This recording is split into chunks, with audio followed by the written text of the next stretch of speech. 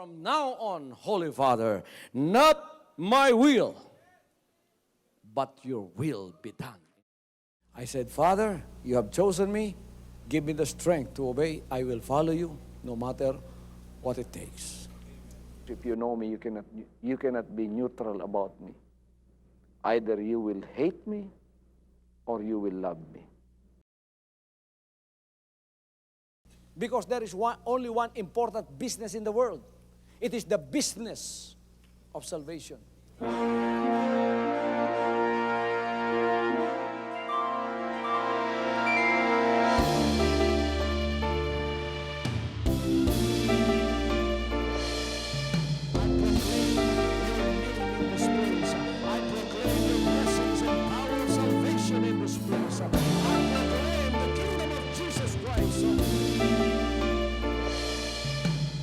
As I am concerned, and as far as the work of God is concerned, we have reached the end last September 13, 2003.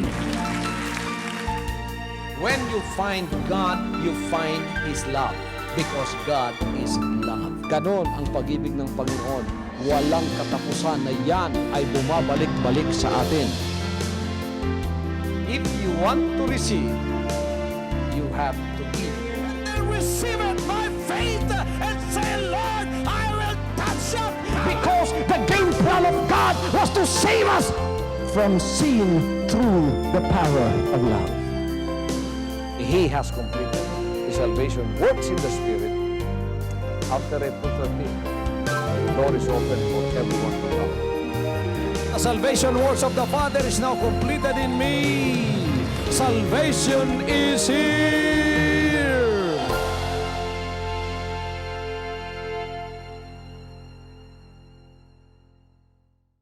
Sino ang tumutustos sa gawain ito upang ito ay magpatuloy ng masagana sa Panginoon? Walang iba kundi ang ating Panginoong Jesucristo. Siya, mga kapatid, ang source ng lahat ng bagay. Alam ninyo, mga kapatid, aalalahanin natin ang mga panahong yon na nakasama natin at nakapiling ang ating Panginoon sa lahat ng bagay. Alalahanin natin yung mga kahirapan na dinanas natin. At sa kahirapang yon, sa kalagitnaan ng kahirapang yon, ang Panginoon naroon. Kapag subukan, katakot-takot na kapag subukan, many of you have paid the price in order for this ministry to advance and to propagate. Many of you have sacrificed. Many of you have given so much to the work of God that this ministry has been a great integral part of your life. And God has blessed you because until now, you are connected and you are still progressing in this ministry as a member, a worker, a minister, and you have contributed much to the growth of this word. God is going to bless you tremendously in the years ahead. Pagpapalain ka ng Panginoon, kapatid. Naalala ko lahat ng aking staff dito. Ang ating household staff, ang ating mga departments, tulad ng ating pastoral care department, yung ating iba't ibang departamento dito na kasama ko mula noon. Mga kapatid na nakikisama at nakikisa, nagsasacrifice, nagsasuffer sa lahat ng bagay para sa ating Panginoong Jesucristo. I could not be in a better place than where I am today, because of you, people of God, and because of the Lord Jesus Christ, who has been leading this work, who is the owner of this work, and we are just managers. We thank God for everything that He has done in this ministry throughout the years that have passed since 1985 hanggang ngayon. Talagang pagpapala ng Panginoon ay hindi basta-basta, mga kapatid. Ang pag-uusapan natin ay kung paano tayong patuloy na makatulong sa gawain ng ating Panginoon. Alam niyo, katulong tayo ng Panginoon. Instrumento tayo ng Panginoon. Kaya tayo magpapagamit sa Kanya ng tuwiran. Ang kaluluwa ng tao ang siyang nasa ng Panginoon na dalhin sa Kanyang kaharian. Kaya pinapasalamatan natin ng Panginoon. Marami tayong dapat pasalamatan dito sa anniversary natin, no? Sa 7 taon na tayo ay kinuha ng Panginoon at tinawag, napakarami nating dapat pasalamatan sa Kanya. Napakarami natin dapat pasalamatan sa Kanya. The tangible miracles, the tangible blessings that God has given to us. Do you want to help in the work of God? Do you want to help in the work of God? Do you want to continue to help in the work of God? Those that wants to help to continue to help in the work of God, say, praise the Lord. Meron kayong Biblia, tumayo tayo. Basahin natin mga kapatid sa chapter 41 ng Isaiah. Chapter 41 ng Isaiah from verse 1 to 10. I will be reading from the English Bible. Isaiah 41 verse 10. Keep silence before me, O islands, and let the people renew their strength. Let them come near. Let them speak. Let us come near together to judgment. Who raised up the righteous man from the east, called him to his foot, gave the nations before him, and made him rule over kings. He gave them as the dust to his sword, and as a driven stubble to his bow. He pursued them and passed safely, even by the way that he had not gone with his feet. Who had wrought and done it, calling the generations from the beginning. I, the Lord, the first, and with the last, I am He. The isles saw it and feared. The ends of the earth were afraid, drew near and came. They helped everyone his neighbor, and everyone said to his brother, be of good courage. So the carpenter encouraged the goldsmith, and he that smootheth with the hammer him that smote the anvil, saying, it is ready for the soldering. And he fastened it with nails, that it should not be moved. But thou, Israel, art my servant, Jacob, whom I have chosen, the seed of Abraham my friend. Thou whom I have taken from the ends of the earth, and called thee from the chief men thereof, and said unto thee, thou art my servant. I have chosen thee, and not cast thee away. Fear thou not, for I am with thee. Be not dismayed, for I am thy God. I will strengthen thee, yea, I will help thee. Yea, I will uphold thee with the right hand of my righteousness. Pansinin niyo rito ang verse 6. And they helped everyone his neighbor, and everyone said to his brother, be of good courage. And so the carpenter encouraged the goldsmith, and he that smootheth with the hammer him that smote the anvil, saying, it is ready for the soldering. And he fastened it with nails, that it should not be moved. Pansinin natin ang mga verses na yon, sapagkat yun ay may kaugnayan sa mensahe natin ngayong gabing ito. Judges chapter 5, verse 23. Curse ye Meroz, saith the angel of the Lord. Curse ye bitterly the inhabitants thereof, because they came not to the help of the Lord, to the help of the Lord against the mighty. Curse ye Meroz, saith the angel of the Lord. Curse ye bitterly the inhabitants thereof, because they came not to the help of the Lord, to the help of the Lord against the mighty. Makakaupong lahat, pagpalain kayo ng Panginoon. Mga kapatid, binasa natin ang Isaiah 41, 6-7 at ang Judges 5:23.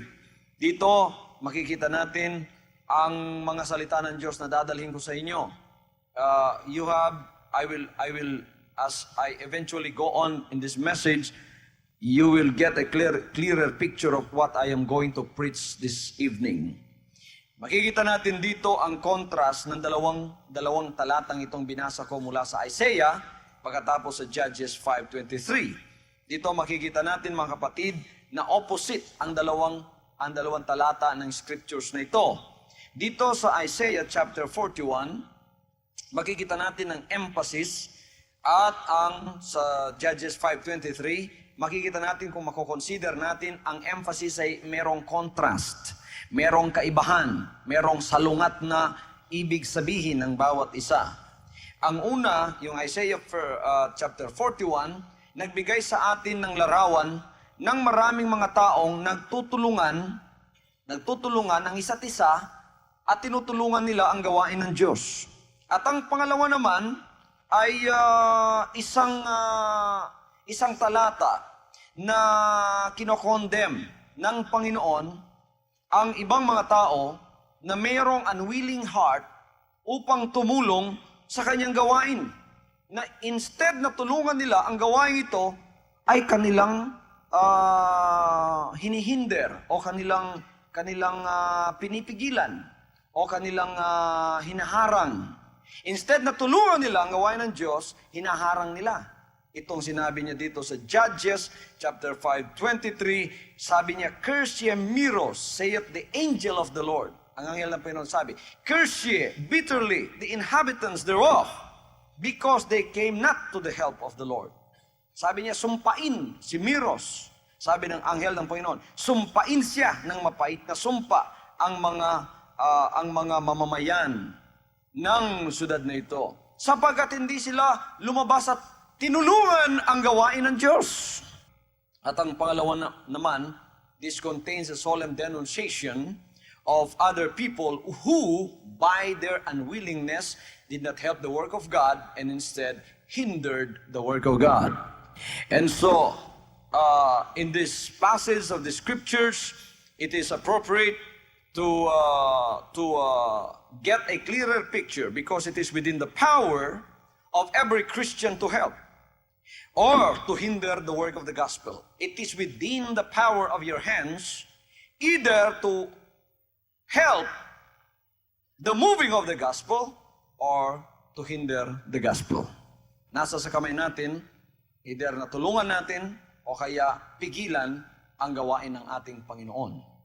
Sabtan ko ninyo mga kaigsunan, nasa kamot, sa gahom sa atong kamot, ang pagpauswag sa bulaton sa Diyos sa pagtabang ni ini o kaya sa pagpugong ni ini aron kinidili mo uswag. Naa sa atong kamot na. Nabasa nato ni sa mga scriptures nga atong isulti. Now, it should be our earnest desire to help God's work. As I said previously, I thank God for all of the members that have been praying for this ministry, supporting this ministry with their finances, with their prayers, with their sacrifices, with their sufferings, with their earnest desire to see the work of God move on. They have given everything. I thank God for all of those, together with me, have sacrificed in order to see this ministry move on progressively for the name of the Lord. Ito ang kailangang maging earnest desire ng bawat isa sa atin. Ngunit, huwag ninyong kalilimutan, posible rin na maharangan natin o mapigilan natin ang paglago ng gawain ng Diyos. Now, I will give you the following example to remind us that if some people or we are not careful, we may hinder the work of God instead of making it move forward or instead of helping it. Tingnan niyo sa Ananias and Sapphira sa Acts chapter 5 verses 1 to 11. Acts chapter 5 verses 1 to 11 is the story of Ananias and Sapphira who have hindered the work of God by their dishonesty. Sapagkat sila, mga kapatid, hindi matuwid sa harap ng Diyos, sila ay mga sinungaling sa harap ng Diyos, at sila ay mga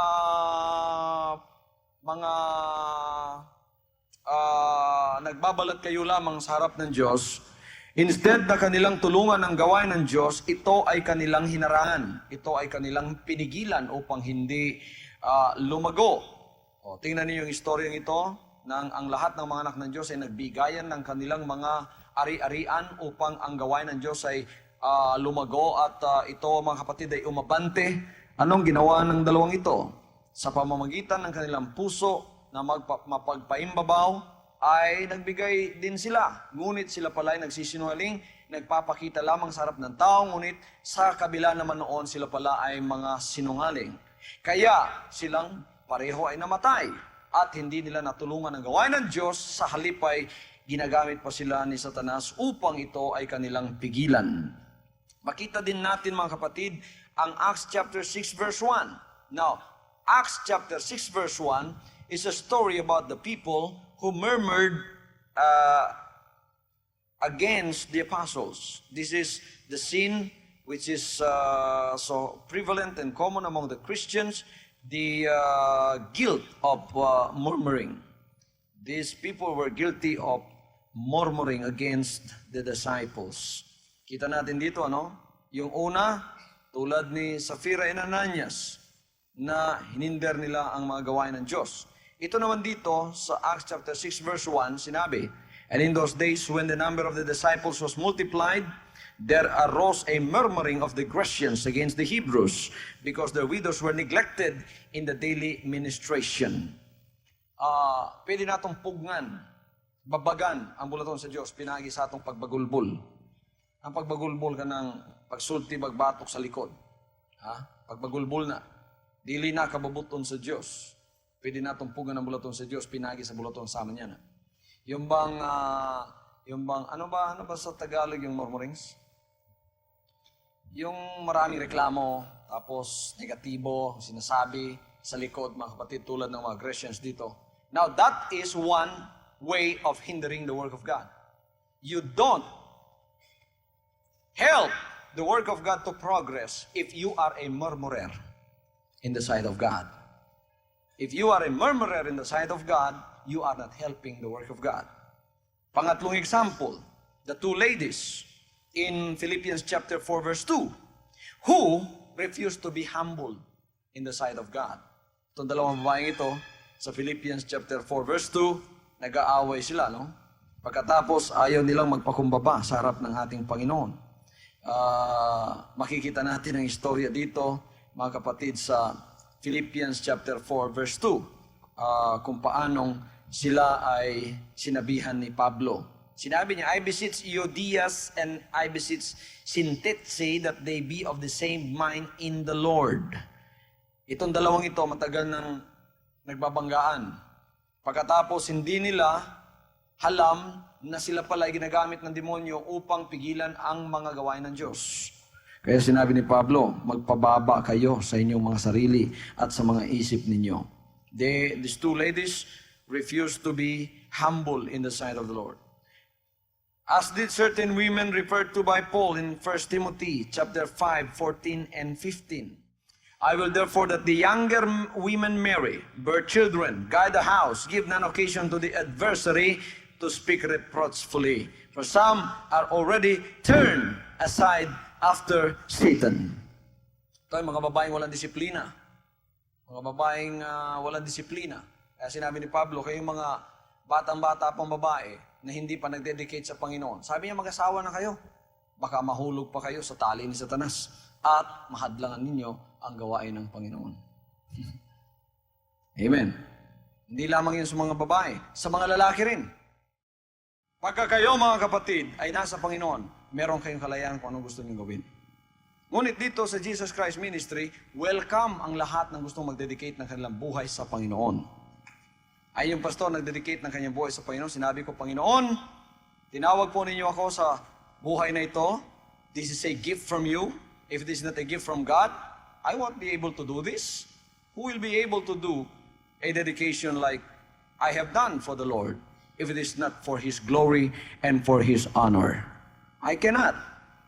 Sino ba ang taong hindi nag-ambisyon na mag-asawa? Kayong lahat ng may mga asawa, di ba nag-ambisyon kayo mag-asawa? Kaya may mga asawa kayo, di ba? Nung kayo nagka-asawa na, gusto naman ninyo maging binata, pero hindi na maaari yun. Gusto naman ninyo maging dalaga, pero hindi na maaari yun. Kaya kung kayo, mga kapatid, ay binigyan ng gift ng Panginoon upang kayo mag-asawa, pagpatuloy ninyo yan, pagpalain kayo ng Panginoon. Gagamitin kayo sa ministry ninyo yan. Pagka naman kayo ay binigyan ng gift ng Panginoon upang maging single hanggang sa kanyang pagbabalik at i-dedicate ninyo sarili ninyo sa Panginoon, magpatuloy kayo sapagkat magagawa ninyo yan sa tulong ng ating Panginoon. Ngunit mga kapatid, tatandaan ninyo ito, mga may asawa at mga binata at mga dalaga, huwag kayong magpagamit kay Satanas upang hadlangan ang kanyang gawain sa pamamagitan ng isang buhay na walang disiplina. Lahat ay magsabing amen. Si Demas, bumalik sa sanlibutan. Instead na siya makatulong sa gawain ng Diyos, siya mga kapatid nakahinder. Sa 2 Timothy chapter 4 verse 10, bumalik siya sa sanlibutan. Biro ninyo, naglilingkod ang taong ito kasama ni Pablo. Co-worker ni Pablo, naglilingkod sa Panginoon, kilala ng lahat. Kasi akala nila, apostol din siya katulad ni Pablo, kasama ng apostol eh. Biglang-bigla ba naman ang taong ito tumalikod sa Panginoon at bumalik sa sanlibutan? Pagkatapos naroon, iinom na naman. Nandudulo na naman, kasama na naman ng kasalanan. Sabi ng mga nahihikayat na sana sa Panginoon. Sisimba sana kami dyan Pupunta sana kami dyan Pero may mga nanggaling sa inyo, bumalik sa sanlibutan. Instead of making the progress at making the gospel attractive and progressive, these people have hindered it by their misdedication because they went back to the sins of their past life in the world and thereby giving a very negative, bad example for others who would like to follow in the life of Jesus Christ. Napakarami, no? Pagka tayo sumunod sa Panginoon, mga kapatid, lalimin natin ang ating paglilingkod sa Kanya. Na tayo ay magpatuloy. Sasabihin natin, Panginoon, tulungan po ninyo ako. Ito po biro-biro itong pinasok ko. Hindi po ito pagkain luluwa ko pagka ako'y napasok. Ako po ay susunod sa inyo hanggang sa inyong pagbabalik. Gagawin kong example ang sarili ko. And also, there are dangerous people in the church in whom we have to be wary of, as like Diotrephes. Itong si Diotrephes, gustong-gusto nitong taong ito na siya ang palaging nakikita. Okay. I wrote unto the church, but Diotrephes, who loveth to have the preeminence among them, receiveth us not. Wherefore, if I come, I will remember his deeds, which he doeth, prating against us with malicious words, and not content therewith, neither that he himself receive the brethren, and forbiddeth them that would, and casteth them out of the church. Pero ninyo, kawawa naman si Pablo, no? Isang apostol ng Panginoon. Sumulat siya sa iglesia na kinaroroonan ni John. Pagkatapos, mga kapatid, itong taong ito, member ng iglesia doon. Ang pangalan niya si Diotrephes. Itong taong ito, gustong-gusto niya siyang nakikita. Gustong-gusto niya siyang kinikilala. Gustong-gusto niya siyang nire-respeto. Kailangan kung ikaw ang member, dumaan ka muna sa kanya. Kailangan kung ikaw ang member, kilalanin mo muna siya. Pagkatapos sinulatan ni Pablo, sapagkat gusto niya, mga kapatid, na siya ang kinikilala, siya ang ginagalang. Alam niyo kung ano ginawa niya? Hindi niya tinanggap si Pablo. Pati ang sulat ni Pablo, hindi niya pinatanggap. Sinabi ni Pablo, pagbabalik ko riyan, aalalahanin ko ang ginawa ni Diotrephes sa akin at sa gawain ng ating Panginoon. Sabi niya, aalalahanin ko ang kanyang ginawa, na ginawa niya laban sa amin at pinagsabihan pa ng malicious words. Tingnan niyo dito ang sinabi niya, prating against us with malicious words. Mga masasama pang sinabi niya. Hindi pa sapat yung hindi tinanggap yung sulat ni Pablo, nagsalita pang taong ito ng mga masasamang bagay. Ang kanyang sarili, ang kanyang pinupuri, yun ang mga apostol na ginagamit ng Panginoon, sirang-sira sa kanya. Marahil may mga kausap pa siya, pagkatapos sinisiraan yung apostol ng Panginoon, na ganito at ganon, hindi alam ni Pablo, ngunit nalaman ni Pablo nagpadala siyang sulat, pagkatapos hindi niya tinanggap, sapagkat gusto niya siyang kikilalanin. Sapagkat sa sulat na yon, ipinakikilala ni Pablo ang Panginoon at siya na apostol ng Panginoon na dapat pakinggan at dapat sundin sa lahat ng kanyang sinasabi. O ayaw ni Diotrephes yun, gusto niya siyang nakikilala doon, gusto niya siyang ginagalang doon. May mga ganyan May mga ganyan, mga kapatid, na kung minsan nangyayari, nakakahinder sa gawain ng ating Panginoon. Sabi ni Pablo, hindi pa siya kontento dyan, hindi lamang niya tinanggap ako at ang mga kapatiran, sinabi niya, pinagbawalan pa sila na gustong tumanggap sa amin. At pagkatapos, pinaalis pa niya doon sa simbahan. Naku, mag-ingat tayo sa pag-uugaling yan. Amen? Pag-uugaling ganyan sa iglesia, hindi matatanggap yan. Mag-iingat tayo dyan sa mga pag-uugaling ganyan. Nakakahadlang sa gawain ng Diyos ang mga bagay na yan. Nakakahadlang yan. Mga kapatid, tayong lahat magtulungan sa gawain ng Panginoon. Ano ang gagawin natin? Tulong? Ipakikilala natin ang gawain ng Panginoon at yung mga ginagamit ng Panginoon. Ay, yung pastor, ginagamit ba ng Panginoon? Pakikilala ba ninyo ang gawain na ginagawa ng Panginoon sa pamamagitan ninyong pastor?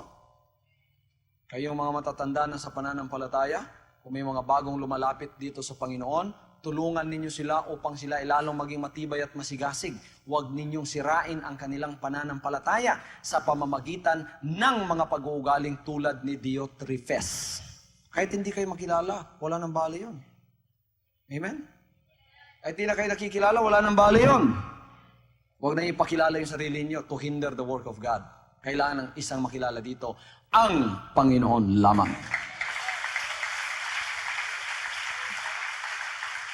Alam ninyo mga kapatid, sa history, kung babasahin ninyo ang pag-uugali ni Diotrephes, this man who loved the preeminence has a character and attitude of Satan and Judas. Combined, both. Kasi ito, pag kami ginagamit sa loob ng iglesia, halimbawa, ito iglesia, nandito si Diotrephes. Pag kami ginagamit, halimbawa may bagong member, gusto magpagamit sa Panginoon, kukunin ni Diotrephes yan, i-undermine niya. Sasabihin ni Diotrephes, naku, huwag ka maniwala dyan kay Gideon. Hindi totoo yan. Tapos mga kapatid, masisira na yung pananampalataya ng taong yun. Tapos, ang kabutihan niya, ipakikita ni Diotrephes sa kanya upang mahulog yung simpatya niya sa kanya. Ganito ang ginagawa ni Diotrephes. Doon sa simbahan na kung saan si Pablo nagpadala ng sulat upang tanggapin ang mga kapatiran, ngunit hindi niya tinanggap. Sinabi ni Paul, aalalahanin ko ang kanyang ginawa sa gawain ng Diyos na kanyang hinahadlangan. Now, we do not hinder the work of God. We help it. We help it. As did those of Ephesus who left their first love. In Revelation chapter 2 verse 4. Meron din doon sa Ephesus. Nahadlangan nila ang gawain ng Panginoon. Pinababayaan at iniiwanan ang kanilang unang pag-ibig sa Panginoon. Biyaan nila ilang unang gugma sa Ginoo. Kinsa ni ang mga nagbiya sa unang gugma nila sa Ginoo, ang may katarungan nga sama ni ini. Nakakita silang mga bago. Dasig kayong mga bago. Napakasigasig ng mga bago. Ang kining mga daan nga nangaraan na, ikan sa 1st anniversary nga to sa 7th anniversary na sila. Ingon sila nga, sige, padayon mo. Umanami diha. Umanami yan. Tapos ingon itong mga bago, nganong kamuaman mo participate sa atong meeting? Nganong kamuaman mo tambong sa atong meeting? Sige lang, una-una mo. Umanami diha. Sa unang pamiyana. Basta na ng kataruhan sa tao, nimbiya na siya yung unang gugma. Kasi yung mga bago, nagtataka, doon sa matagal na kung bakit sila nilalamig. Sabi, hindi ba matagal ka na sa paglilingkod na ito? Bakit ang lamig-lamig mo sa pananampalataya? Bakit? Nakaupo ka lang dyan at negatibo ng espiritu mo. Sige brad, umuna ka na dyan sa mga meeting ninyo, sa mga pledges ninyo. Tapos na kami dyan nauna na kami sa inyo. Pagka meron kayo naririnig na ganyan, yan mga kapatid ay nawalan na ng kanilang unang pag-ibig. Ayon sa Revelation chapter 2 verse 4, they left their first love. They are hindering the work of God. Ngayon, mapapasukan ng toyo yung ulo ng mga bago. Sasabihin lang, ganoon pala, no? Pagkabago pala tayo, talagang tayo pala ay masigasig. Ibig sabihin, darating ang panahon na ako ay magiging katulad mo. I will be a member of your fellowship. Pagka merong mga fellowship na dumarami, pagkatapos mga kapatid, ito ang kanilang katuwiran. This is the first church of the refrigerated people. Mga tao itong malalamig, parang refrigerator. May fellowship sila. The fellowship of the refrigerated people. Gusto ba kayo makisama doon? Yan ang mga taong umiwan na sa kanilang unang pag-ibig. Pagkapag-ibig ang pinag-uusapan, mainit yan. Kailangan mainit tayo hanggang sa pagbabalik ng Panginoon. Minawa ko ninyo mga kaisunan. Kinsa man sa inyo mga karanang nagaingon, sige, una lang mo di, okay, umanaman miya na ma. Bago pa man mo, manong mainiton mo, bago pa mo ana, kami na humanam miya na. Pagka doon ay mga nakataruan sa aman niya na, hinumdumi na lang ninyo, na miya na sa ilang unang gugma. Na sa refrigerator. Bugnaw pa na sa ice candy. Everybody say praise the Lord. Ang tanang mo, bugnaw pa na sila sa ice candy. Ayaw magpaduol diya, kaya basig maniskig mo. Kinala magpaduol mo sa mga mainiton, amen? Magpaduol mo sa mga mahigugmaon, amen? Magpaduol mo sa mga magapainit sa inyong pagtuo. Ayaw mo pagduol sa mga makahatag ninyong tagko kay question mark. Pero pastor, member man na siya. Bisan member siya, o Diotrephes ang iyang attitude ay pagduol.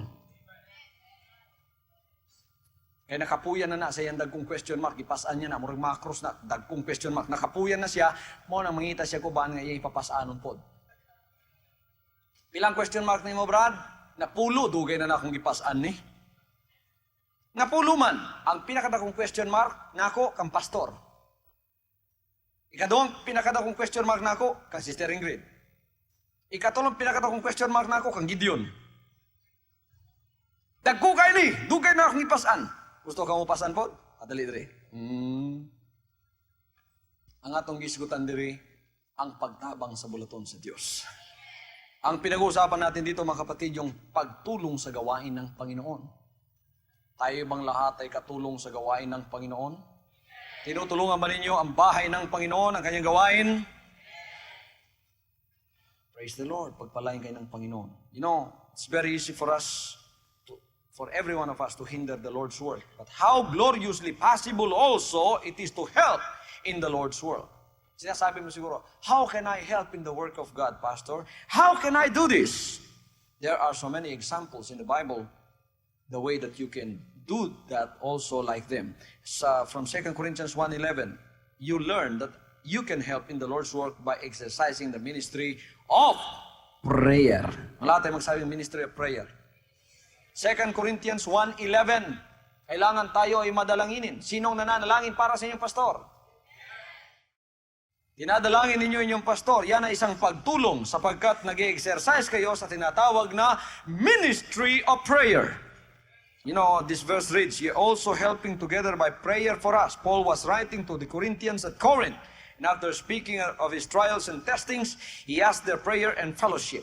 Here we are reminded of a ministry in which all can participate, all can pray, and how this helps forward the work of the Lord.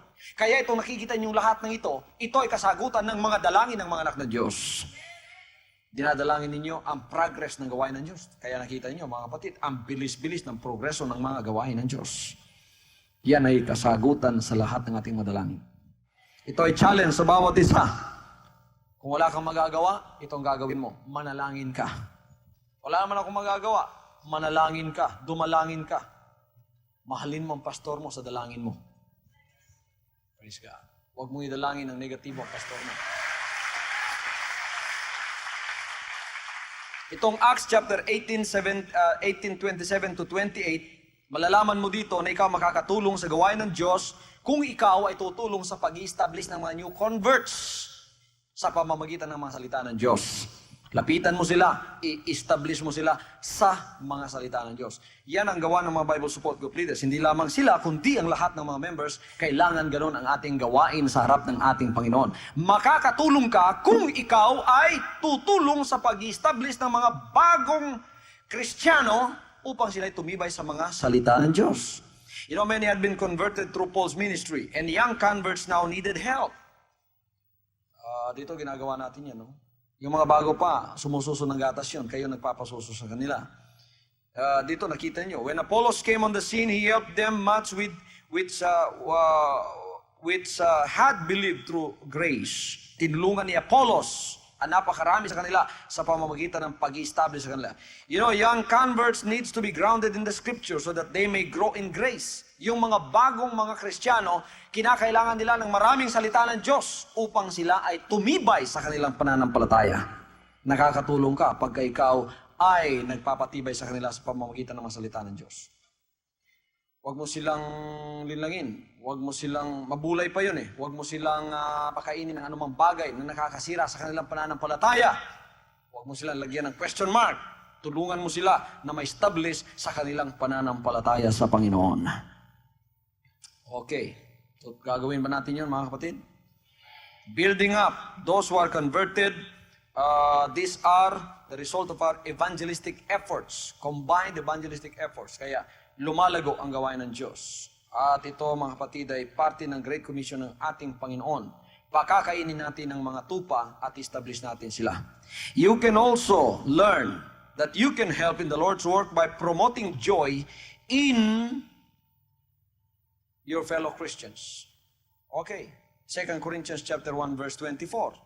Sinabi ni Pablo dito, we are helpers of your joy. Makakatulong ka sa gawain ng Diyos kung ikaw ay magpupromote ng kagalakan sa iyong mga kapwa Kristiyano. Anong pinopromote ninyo? Kagalakan? Huwag kayong mag-promote ng doubt.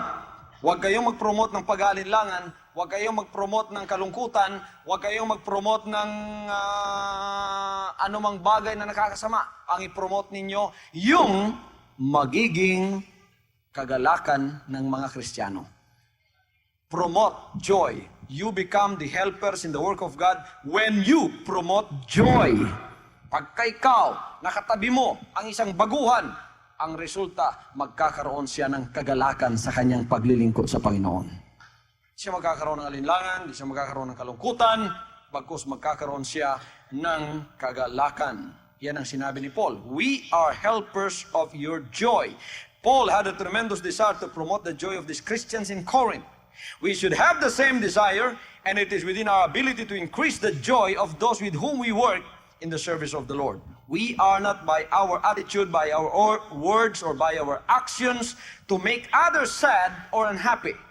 But we are to make them joyful, and all the better for having been with us and having worked with us. Huwag mong pabayaan na sa pamamagitan ng salita mo, ng mga kilos mo, ng mga paningin mo, ng gawa mo, ay mapapalungkot mo ang mga Kristiyano. Hinahadlangan mo gawain ng Diyos pagka ginagawa mo yan. Kailangan sa lahat ng ginagawa mo, magpupromote ka ng kagalakan sa mga kapwa Kristiyano mo. Hallelujah. Pagka tayo mga kapatid nagpupromote ng joy, tayo rin tatanggap ng joy. Pagka nagpupromote tayo ng kagalakan, tayo rin tatanggap ng kagalakan. Sa Philippians chapter 4 verse 3, we also learn that we can help in the Lord's work by striving to keep the unity of the Spirit. May pagkakaisa tayo sa Espiritu. Kayo bang lahat nananalangin sa pagkakaisa ng Espiritu? Ito ba mini-maintain ninyo ang pagkakaisa ng ating Espiritu? Meron tayong isang pamamaraan. Ito ba mga kapatid ay sinusunod natin? At Philippi, there were two Christian women. One is named Euodias and the other is Syntyche. And evidently they had quarreled. Paul requested that help should be given to them so that the difference might be resolved and that harmony might be restored. Dito makita ninyo, sa binasa natin kanina sa Philippians 4:3, si Euodias at si Syntyche ay nag-aaway itong dalawang babaeng ito. Malaki ang quarrel nila sa loob ng iglesia. Pero ninyo, nag-aaway sila. Isa, masakit ang loob niya. Nagkumustahan na sila. Pero hindi niya malimutan mga kapatid yung ginawa ng isa. Masama pa rin ang loob niya. Kahit tumatawa siya, pero yung loob niya, napakasakit. Para bang yung taong talagang hindi makalimot sa sama ng kanyang loob. Kaya pagka nakatalikod siya, talagang sinisira niya yung isa, nag-away sila. Anong sinabi ni Pablo? Tulungan ninyo ang dalawang yan upang magkasundo at ma-resolve ang kanilang espiritu at magka-harmonize sila at ma-restore ang fellowship nila. Kailangan meron tayong ministry of reconciliation. Tayo ang umuuna sa ministry of reconciliation. Walang ministry of anger dito, walang ministry of hate. Ang naririto ay ministry of reconciliation. Hindi to mga kapatid, hindi to magaang na ministry, medyo mahirap na ministry ito, pero ito ay isang napaka-pinagpalang ministry sa harap ng ating Panginoon. Kaya, lahat ng mga members dito, kailangan harmonize ang kanilang espiritu. Wala na tayong pride. Kailangan magpatawaran tayo ang isa't isa. Pagka nagkadiferensya tayo, huwag ninyong pabayaan yung araw lulubog ng dahil sa galit ninyo. Huwag na ninyong ulit-ulitin pa yung galit ninyo. Pagkatapos mga kapatid, maganda yung pinakikita nyo, patas lalabas na naman, masama na naman ang loob ninyo, masama na naman ang loob ninyo. Ibigay ninyo sa Panginoon ang kasamaan ng loob ninyo. Let the Lord be the Lord of all your anger. Let God be your Lord, even Lord of your hate. Lord of your problem. Lord, Ginoo ka lang sa akong balatian, ha? Ginoo ka sa akong kalag. Ginoo ka sa akong espiritu. Ginoo ka sa akong kaluwasan, pero dili ka Ginoo sa akong kasuko. Ako'y Ginoo. Kainig suko niya, away Ginoo na. Siya na'y Ginoo. Kalinti na mga kasuko, ay nagbalik-balikan na mga igsoon. Kung nasuko ka sa katao, kung ang ngisin mo dako kayo, ipadayon, hantod sa imong kasing-kasing. Ihatag sa Diyos. Ingon ang Diyos, ako ang manimalus. Kung ako ang kakustisya, yatag sa Diyos. Pero ay pagdubot, ay kasuko, ay balik-balik kay mong kasuko. Kaya di ka makatabang sa bulaton sa Diyos. Sana, makababag ka pa. You know, you can help in the work of the Lord when you encourage those that are in the front line of battles.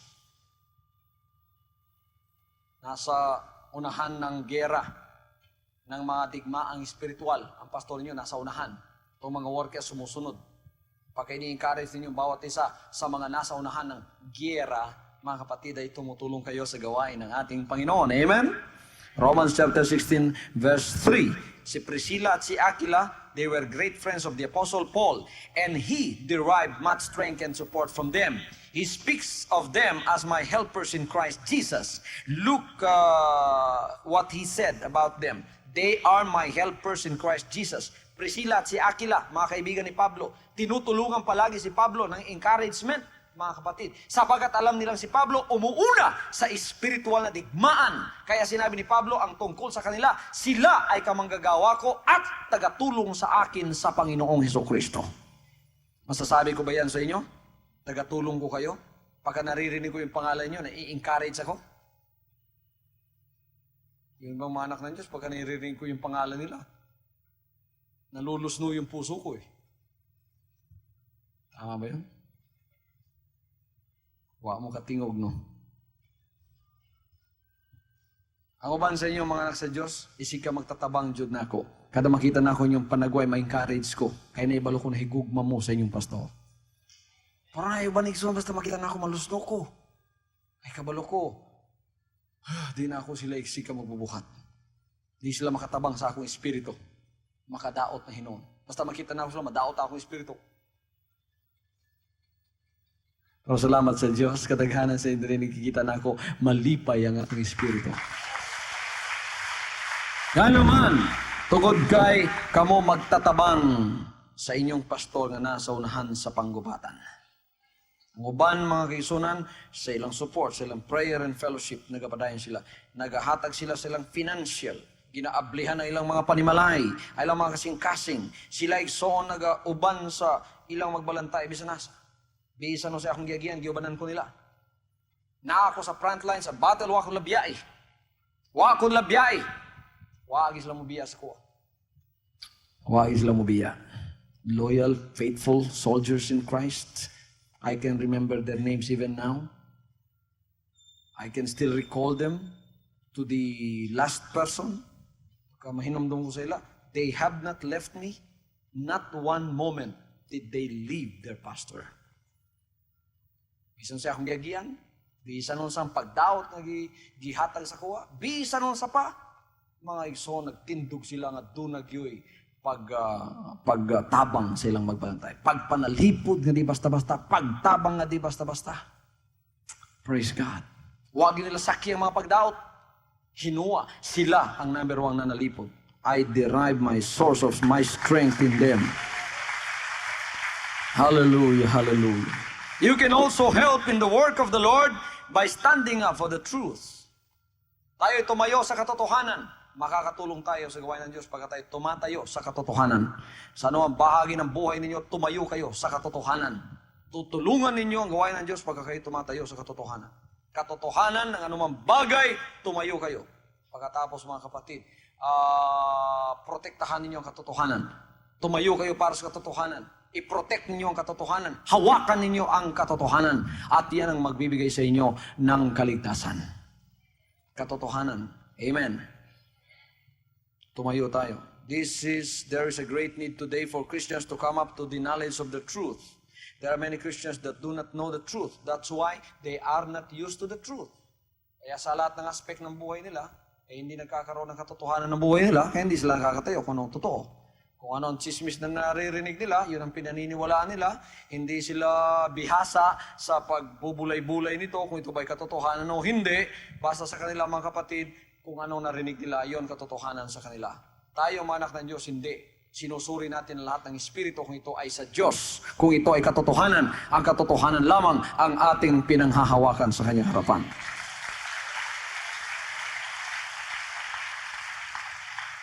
So we can help in the work of the Lord by going in the ministry and by helping to support the work of God like what you are doing now. Mga Bible support group leaders, sa inyong ginabuhat, tanan sa bulaton sa Diyos, walay usa nga wala makita sa Diyos. Kamong tanang nagatabang ng bulatuna, kayong lahat ng tumutulong sa gawain ito, na ito'y lumago tulad ng paglagong ginagawa ganito. Mga kapatid, tinutulungan ninyo ang gawain ng Diyos. Anong sinabi ng Panginoon? Hindi ko kayo kalilimutan isang araw. Kayong lahat ay tatanggap ng biyaya sa Panginoon Diyos.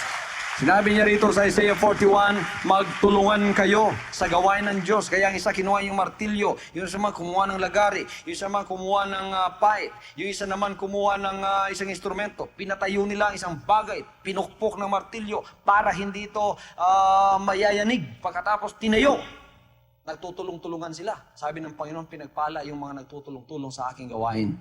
Sinabi naman niya doon sa hindi tumutulong kay Miros, sabi niya, sumpain ka Miros, sumpain ang lahat ng mga mamamayang nasa sayo, sapagkat hindi ka tumulong sa gawain ng Panginoon. Tulungan ninyo ang gawain ng Panginoon sa physical, tulungan ninyo ang gawain ng Panginoon sa espiritu, tulungan ninyo ang gawain ng Panginoon sa pangangaral ng salita ng Diyos, tulungan ninyo ang gawain ng Panginoon sa pamamagitan ng pagsusuporta ng inyong dalangin sa inyong pastor, at tulungan ninyo ang gawain ng Diyos sa pamamagitan ng inyong pakikipag-isa. Yang lahat ay tulong sa Panginoon. Sa 7th anniversary ito, lahat kayo tumutulong. More, maganda pang pagpapala ang ibibigay ng Panginoon sa bawat isa sa inyo. Kung ano ang tulong na binibigay ninyo sa Panginoon, yun din ang tulong na inyong tatanggapin mula sa Kanya. Kung ano ang tulong, mga kapatid, na binibigay ninyo sa Kanya at iya'y nakakagalak sa mga gawain ng Diyos, yan din ay babalik sa inyo ng 10 beses. Kung kayo, mga kapatid, ay tumutulong sa pamamagitan ng paghahasik ng kagalakan doon sa mga kapwa Kristiyano ninyo, ang kagalakang yan ay babalik sa inyo ng 10 beses pa. Kung kayo tumutulong sa pamamagitan ng inyong financial na makakayanan sa harap ng Diyos, marahil ngayon hindi pa ninyo nakikitang bumabalik sa inyo yan, ngunit isang araw, kahit yan ay naisin ninyo o hindi, ibabalik ng Panginoon sa inyo ang bagay na yan. At kayo, mga kapatid, ay pagpapalain niya sa mga maraming pinansyal na pagpapala. Pag kayo tumutulong at nagpapatibay sa mga bagong converts, at kayo, mga kapatid, ay tumutulong upang ma-establish sila sa mga salita ng Diyos at tumibay sa kanilang pananampalataya, ikaw rin ay patitibayin ng Panginoon na walang demonyo na makakalapit sa iyo, at yan ay pupuksain ng Panginoon at sasabihin, huwag mong lapitan yan sapagkat gagamitin ko pa yan sa aking gawain na nagpapatibay sa mga bagong nilalang na mga Kristiyano. Tayong lahat, sa pagtulong natin sa gawain ito, kung ano man, mga kapatid, ang maabot ng gawain ito, kayo ay kabahagi nito. Kayong lahat ay pagpapalain ng Panginoon sa buhay na ito at sa buhay na dumarating. From now on, Holy Father, not my will, but your will be done. I said, Father, you have chosen me. Give me the strength to obey. I will follow you no matter what it takes. If you know me, you cannot be neutral about me. Either you will hate me or you will love me. Because there is only one important business in the world. It is the business of salvation.